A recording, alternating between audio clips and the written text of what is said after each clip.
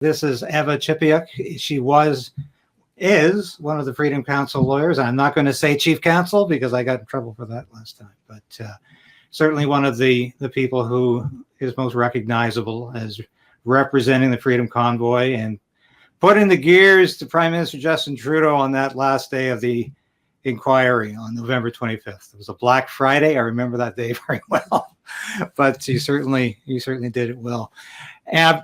But obviously, I want to get right to this report coming out last week.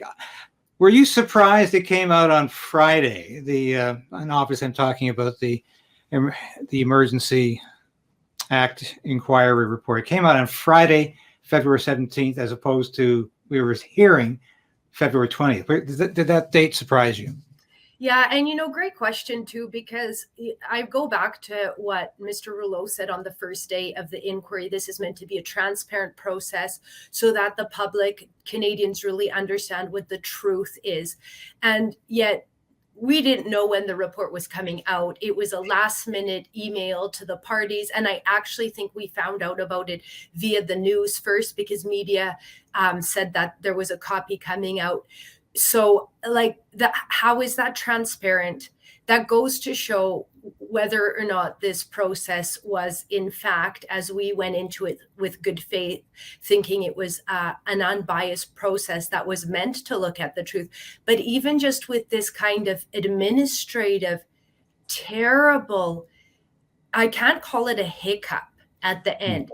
You cannot put parties through 6 weeks of intense proceedings where some of our clients have been vilified as basically the worst un-Canadian criminal people in all of Canada, and not even give us the courtesy of letting us know when the copy of the report is coming out. And then I don't know if you know, David, but what the board ended up doing, or the commission, was they provided a copy to the Ottawa journalists in person for over 2 hours. They had 2 hours to review it, and no parties that I know of. I can't tell you whether or not the federal government got it in advance at this point.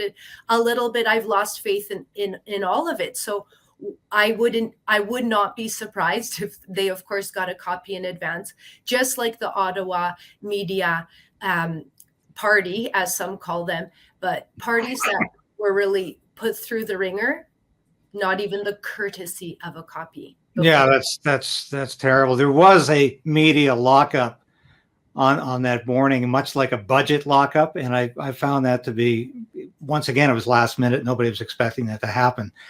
But of course, a couple of days before the report was released, we had the retirement, and not the resignation, but the retirement of our CMP Commissioner Brenda Lucki. Now, I thought that perhaps was going to signal something about the report, that there was going to be some blame on the police. And of course, there was from Justice Paul Rouleau. But I thought perhaps that was an indication that Rouleau was going to come down on Trudeau and on your side in this. And of course, that didn't happen. Were you at all surprised with the report's conclusions? Of course, in that it's just, if anybody watched the commission, if anybody watched live streaming of the protests in Ottawa, if anybody was there, they know that this was the farthest thing from a national security threat you can get. This was pure incompetence on government levels and police authorities. That plain and simple. And people should not be vilified and criminalized and demeaned and defamed because the government cannot be competent in their management of Canadians. And it certainly is embarrassing on Canadians for their government, not embarrassing for Canadians themselves, in my opinion. I think the report, because it went so far, is I think that the government has overplayed their hand, as they did many times in Ottawa. For example, when the police were taking fuel from protesters, we saw the reaction of Canadians. They came together and they provided fuel. When they tried to freeze assets, Canadians were pouring in with more cash donations and helping out with food. So this is just another overstep by the government, and it is unfortunate for Canadians. I wrote a column the day of the report's release, and I said it was appalling that Justice Rouleau allowed Trudeau to get away with this. But I found one thing interesting in his comments. And of course, I haven't gone through the entire report. I don't know any journalist that has. We had time to go through the executive summary, basically. And he put his lead, he buried his lead at the very last, like judges are apt to do. But when he finally says, I have concluded that in this case, the very high threshold for caution was met. I've done so with reluctance. So he's saying that he met the high threshold, but then he says he's reluctant to say that.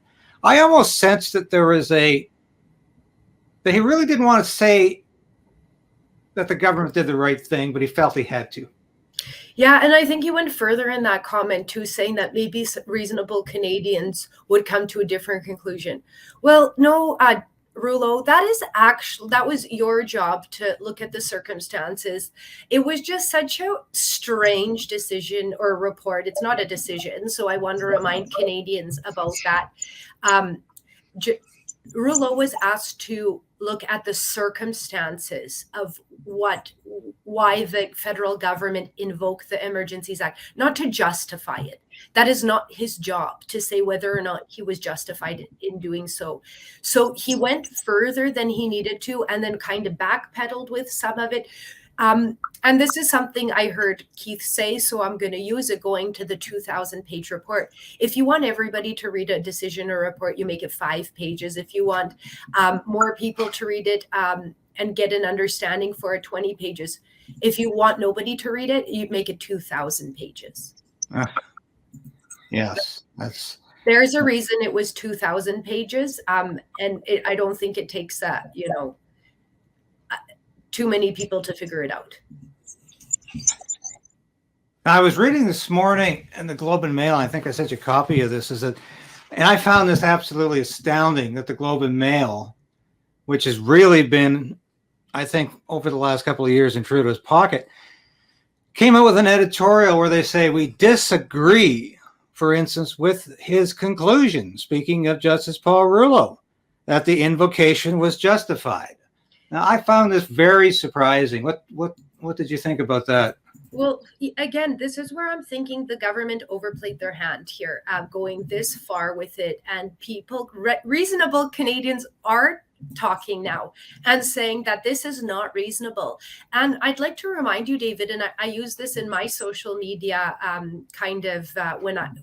a while ago, Globe and Mail also had a great editorial about the redaction of the legal opinion. And they really put themselves forward on that, saying that we cannot move forward in this process transparently and hold the government to account if the entire legal opinion is completely blanked out. So there was an indication that there were concerns with it.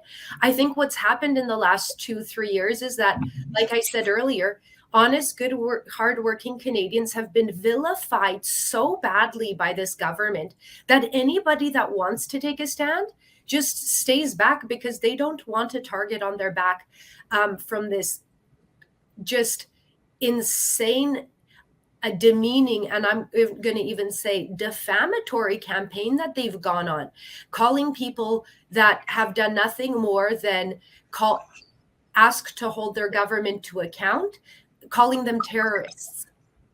That is, so why would anybody take a stand? But I think now people are starting to wake up that this has gone on way too far and gone way too crazy, and they're going to start talking. Yeah, I've noted that the decision has not gone over well in parts of Europe and the United States. There has been criticism that Trudeau just got away with this. And do you think that's going to resonate some more?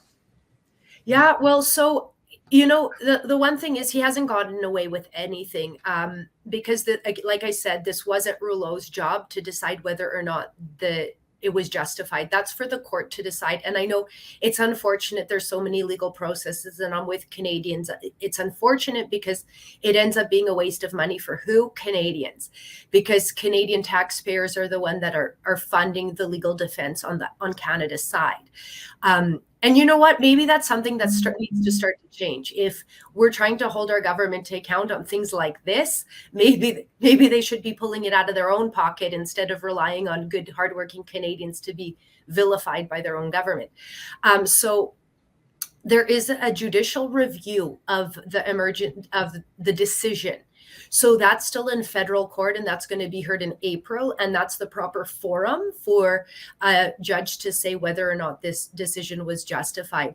And, since the federal government has thrown this into the public realm and into the court of public opinion, let's use the court of public opinion. It's more powerful now, I've realized, than court systems, it seems sometimes. It's a lot more immediate and it's a lot cheaper.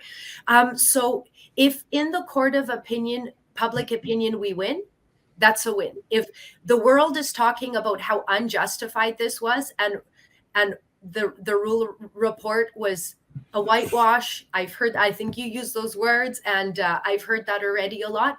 I think that's a win, and I think we move forward with that. But as you say, though, that there's still the court of public opinion, and you're also saying there's another judicial process. I don't think most Canadians are aware of that. They thought Rouleau's assertions were the final say on this. They aren't, and again, like he said at the beginning, they're not binding. So he only makes recommendations.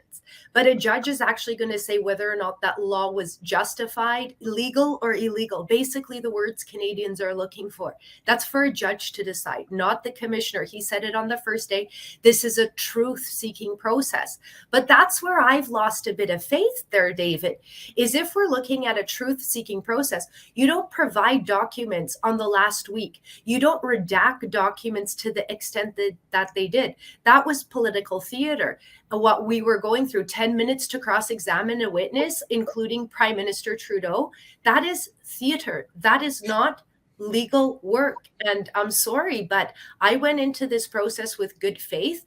Our clients went into it with good faith. Canadians went into it with good faith. And the government and the commission really didn't seem to deliver. No, that is for sure. Do you think, though, by Rouleau saying that they met the threshold, that this was justified, and these recommendations that he's made to sort of water down the act just a bit, is that going to make it more tenable in the future for governments to use this authoritarian mechanism? Of course. Of course. And this is what Canadians need to think about when they go to the polls, is ask members of parliament whether you agree with that, or whether, if you're in office, are you going to change this? This can all be changed with a pen mark. This is not set in stone. This can change. And I hope that Canadians, again, have woken up to the fact that if we're going to be so willy-nilly with these kind of draconian tools, we can't keep letting that happen. And we need public officials to stand for Canadians and not for the government. So where do you think this goes from here?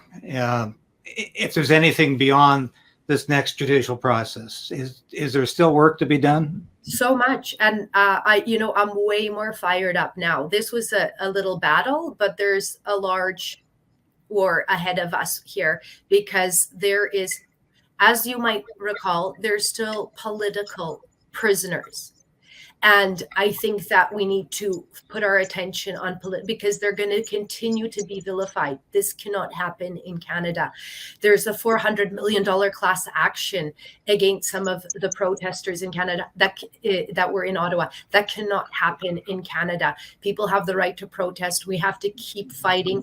There's a lot of work yet to be done, and I have some really great ideas on other lawsuits that we can launch. So I'm really looking forward to it. And this has just caused me to fuel it up a little bit and get into gear.